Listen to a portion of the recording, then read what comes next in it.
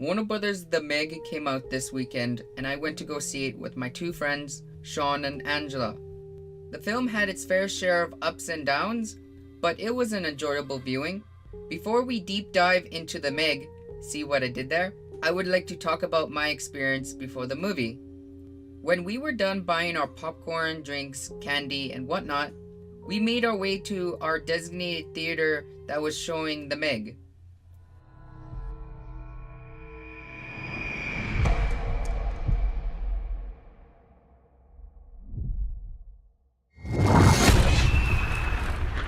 What's that?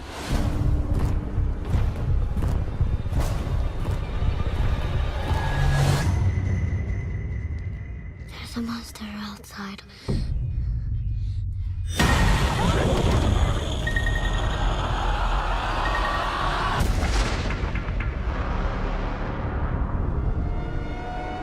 My God.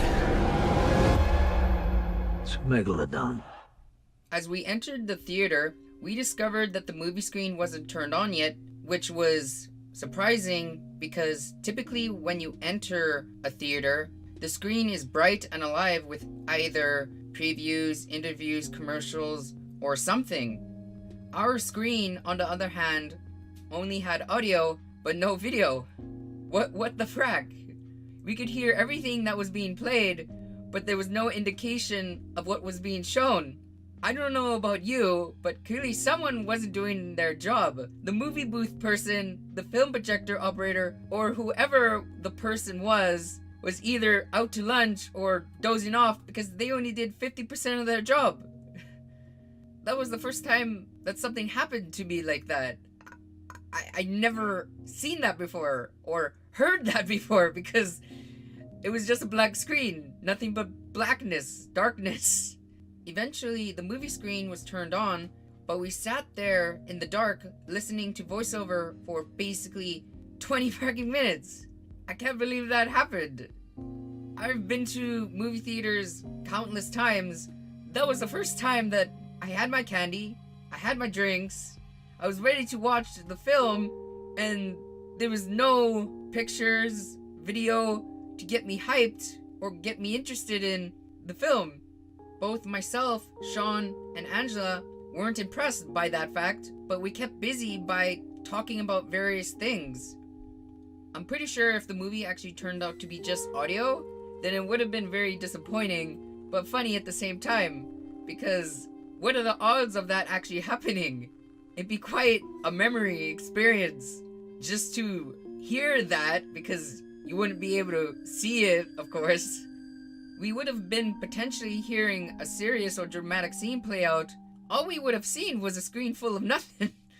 And it would have been, I would say, a very emotional scene or something for us to actually care about the characters, but we couldn't relate to anything because it was nothing but blackness, nothing but darkness. What are the odds if that was to actually happen? Like, frack. Sean and I both joked that if the movie was going to be like that, we're definitely walking out of there and demanding our money back because we came in to see a megalodon tear shit up. That's why we paid $10 fracking per ticket to watch this film. God damn it. We came there to see one particular thing, and that's what we're going to do. We're not going to settle for a screen of blackness, darkness, grayness, whatever shade of dark. Okay? That's not gonna happen.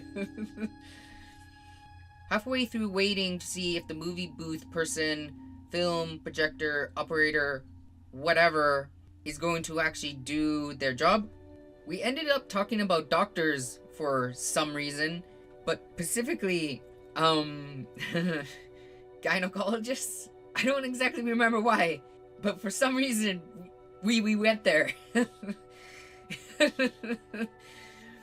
All three of us played coy about what they actually did or what they were, but I learned what they were.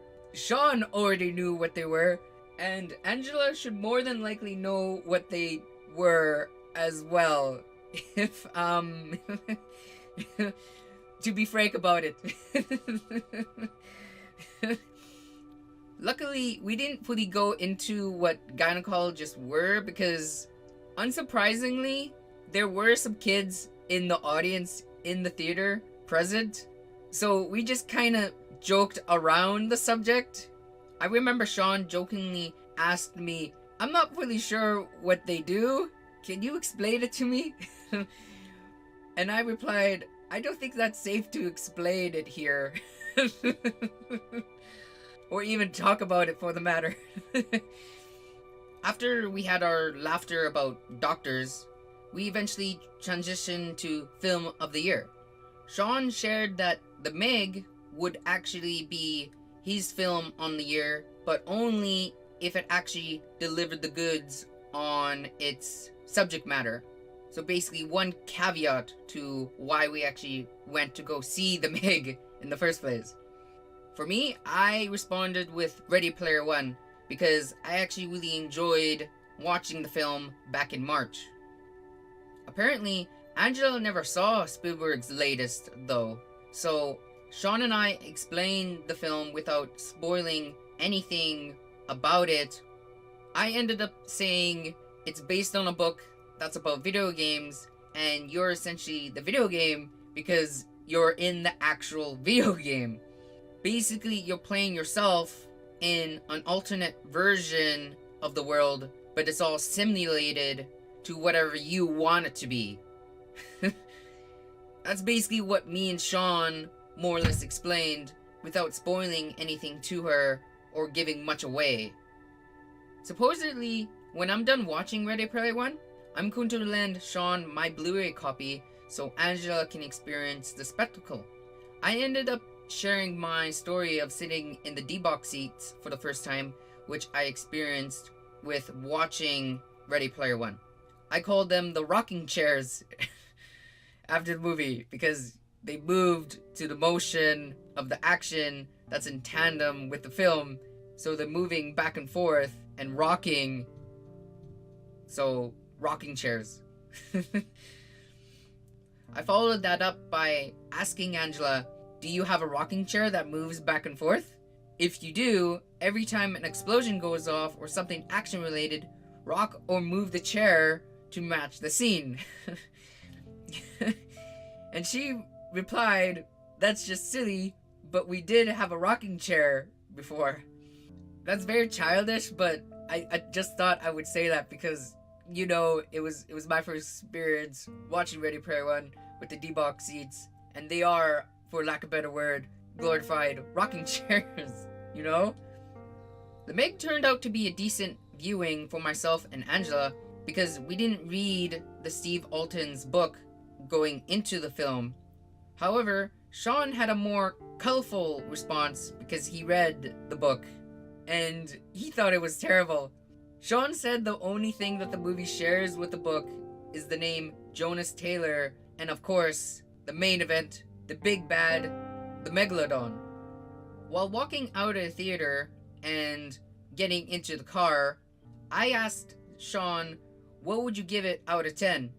And you wouldn't believe Sean's response. Dog vomit. That was Sean's rating. Not a 5, not a 6, not a 1. Dog vomit. Angela followed that up with, "That's a negative. That's more, no, actually less than a 0. And I was so surprised too. I didn't expect him to say that. I honestly thought he would say a 1 or 2 or even 3. Not something that was a word, not a number. I guess that just shows how disappointing Warner Brothers' adaptation was to the book. Of course, Sean's bar for the film wasn't high, but he was expecting something closer to the book. Earlier in the week, Sean told me about what he envisioned for the role of Jonas Taylor that ended up being played by Jason Statham for the film. Sean's choice was surprisingly Sir Anthony Hopkins for the role. When he explained his choice of casting, I was generally, I would say, stunned by why he chose Hopkins. It kind of makes sense because Sean explained to me that he's this troubled diver that goes and saves some people and the whole experience of him escaping the Megalodon and trying to explain it to people kind of drove him a little insane and unhinged. If you look at the acting chops for Sir Anthony Hopkins, it's actually quite believable just with the caliber that he has played. With regarding to Jason Statham, he's always kind of played an action star, not really, let's say, a person that is almost deranged in a way. I don't really know how to explain it. All I've got to say is that Sean's dream casting really piqued my curiosity, my interest into seeing Sir Anthony Hopkins play this character instead of Statham. Unfortunately, Steve Alten's book wasn't made into a horror film, but as an action movie instead, which shifted the direction for the adaptation. So if The Meg actually turned out to be a horror film, Sir Anthony Hopkins would have been a better choice to play Jonas Taylor. So if Warner Brothers made The Meg in the early 90s to late 90s, when Sir Anthony Hopkins was still in his prime, and just when he was right off from Silence of the Lambs, he would have been a better choice to play Jonas Taylor than Jason Statham.